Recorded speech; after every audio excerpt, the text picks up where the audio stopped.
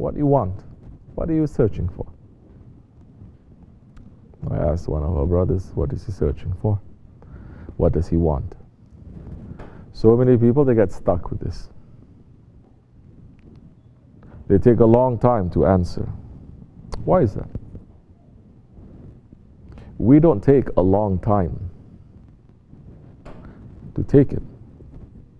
We don't take a long time to have a desire and to fulfill that desire every day, every week, every month, every year, our whole lives.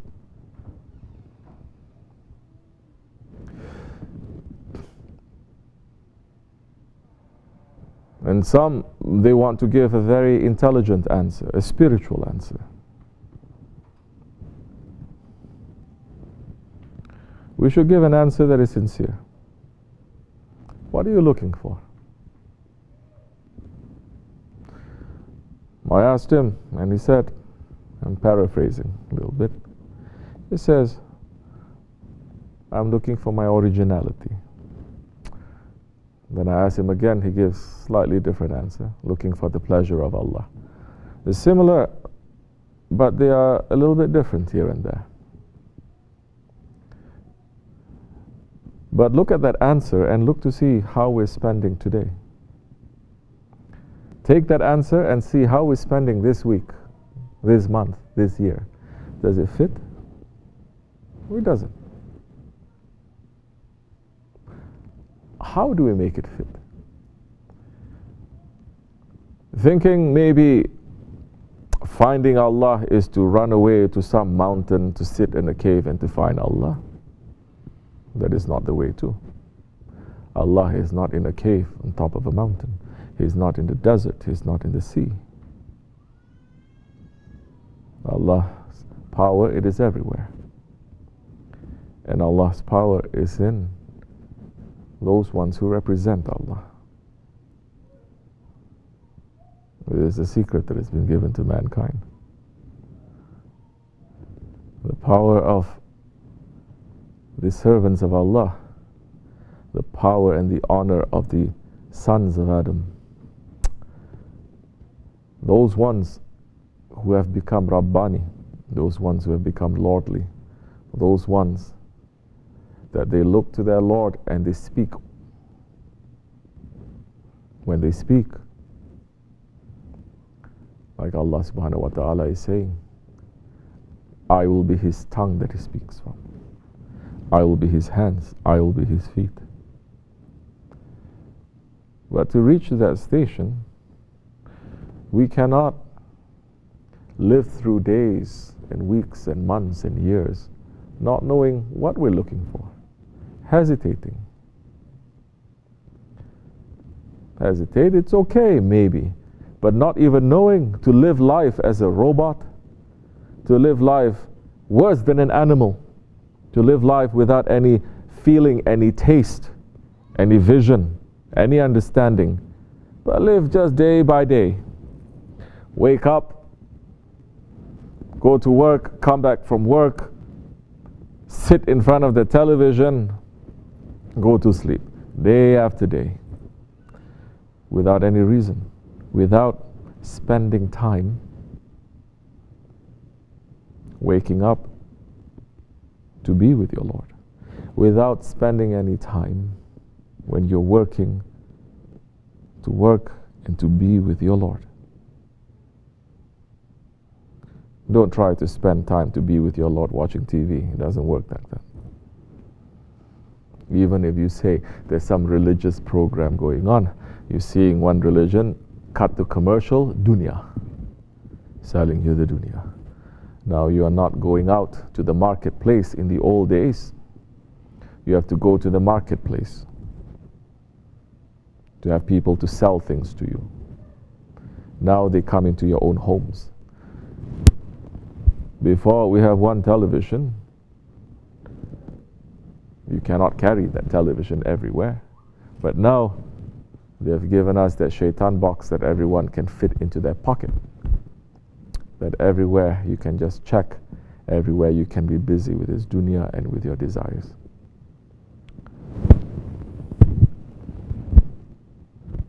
So what we are looking for?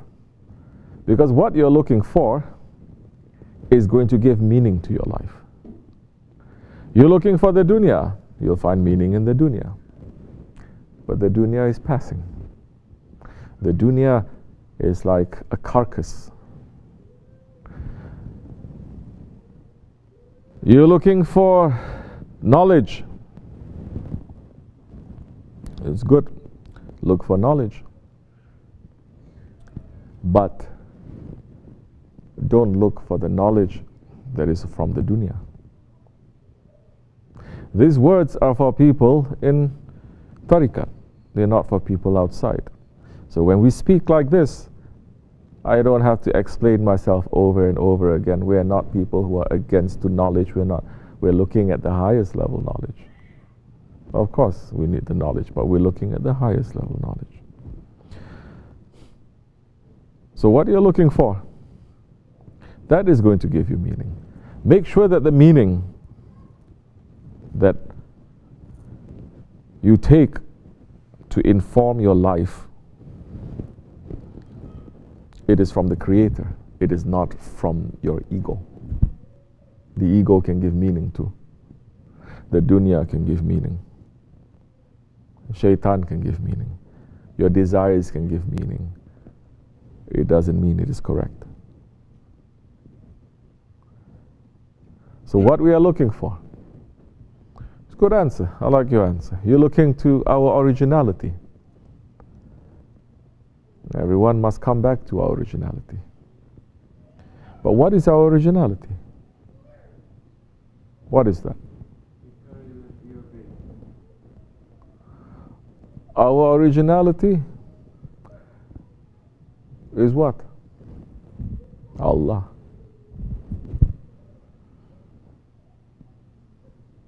Inna lillahi wa inna ilayhi raji'un. And we're going back to Him. This whole journey that we're making is a journey to return. But when we're returning back to Him, we want to return also, not as a baby. You understand? We want to return to Him as a servant. To return to Him as a servant, Allah is saying, you become a servant, I'll make you to be a sultan. I'll make you to become lordly. I'll make you to speak from my words, to touch from my power, to walk, to do everything. And Allah will dress us with that majesty to become Khalifatullah. Does the journey end there? No, it doesn't.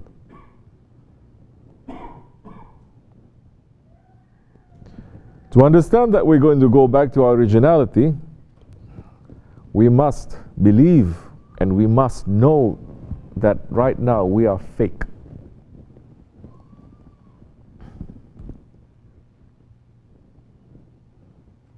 We're not real. Our words, our thoughts, our actions is not real. We are trying to find that reality, which is why we are holding on to the friends of Allah. That is why we are holding on to the Holy Prophet ﷺ. That's why we're holding on to our Shaykh, because these are the real people. These are the real ones.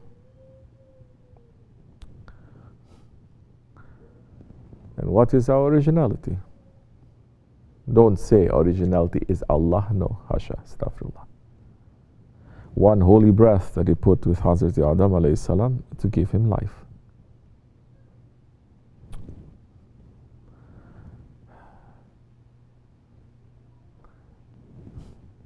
We are asking Allah that in this way of tasawwuf, in this way of tariqat, in this way of our Shaykh, that we don't lose our direction. That we don't build faith on ourselves. that we don't start believing in ourselves, that we believe in that guide that is going to bring us that reality. When do you start believing in yourself? You don't. Once you see the reflection of your guide in yourself, you believe in that. Once you see the reflection of the words that you speak that is coming from your guide, that is coming from the Holy Prophet ﷺ, from Allah subhanahu wa ta'ala, that time you become real. You're not fake anymore. It is not something that you put on. It is something that we have to take off. This fakeness that we have to take off. You're not putting it on, you are taking it off. Then slowly you're understanding where you're coming from to. When that verse is saying, that ayat is saying, we're coming from Allah and we're returning to Allah. Then we start to understand from where from Allah? From the Holy Prophet ﷺ. Where the Holy Prophet ﷺ? From his inheritors, which one? This is part of understanding our originality. Otherwise, in the Day of Judgment, you are going to be amongst the people who don't know their originality, who don't know their lineage, who don't know where they belong to. In the Day of Judgment, everyone is going to come in ranks, in safs, behind a flag. Everyone will have an imam. Those who are not finding an imam here, they will find that shaitan is their imam on the Day of Judgment. Still an imam. But you're not going to be behind those ones that Allah subhanahu wa ta'ala loves and has appointed with his mercy for you, for us. Because we are running away from them. We're running to our shaitan, we're running to our ego. So what is it that we want? Yes, we want to come back to our originality. This is not our originality.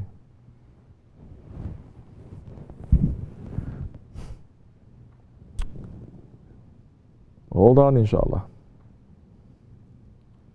We sit in the sohbat of our Shaykh, sit in the sohbat of the awliya Allah. When you hear them speak about things that make you to understand yourself and understand the fakeness and the traps of your ego, sit with them. If they're making you to learn more about yourself, sit with them. You can know everything that is to know in the knowledge of this world or in the knowledge of all the other worlds. You can have the knowledge of the 4 books and the 104 books, but if you don't know yourself, then we have failed. To know yourself.